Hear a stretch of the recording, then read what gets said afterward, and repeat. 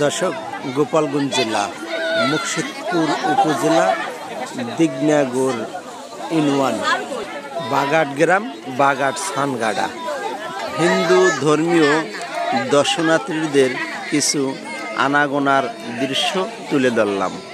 প্রতি বছরের ন্যায় হাজার হাজার দর্শনার্থীর এখানে আনাগোনা। রাত ৩টার পরে থেকেই শুরু হয়ে যায় এখানের স্নানঘাটার গোসলের কাজ শুরু।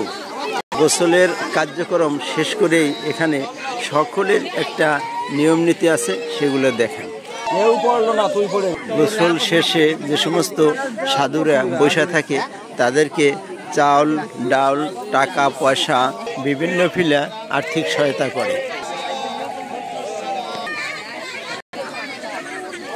এখানে গোসল করার উদ্দেশ্য বুঝতে পারলাম, এখানে যারাই গোসল করে তাদের ইতিপূর্বে যা পাপ করে সকল পাপই না শোনা যায় মোচন হয়ে যায়। গোসল অর্ধেক করে আবার সাধুর কাছ থেকে মন্ত্র নিতেছে। একজন ঠাকুর তার দলবদ্ধ নিয়ে এক এক জায়গায় বসে আছে।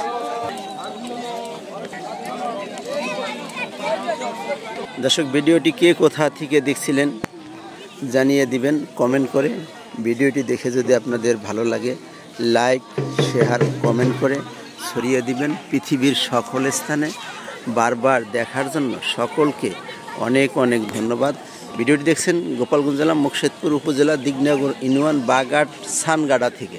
বিদায় নিছি আমি মোহাম্মদ কামাল ফরাজি। ধন্যবাদ সকলকে। খোদা হাফেজ।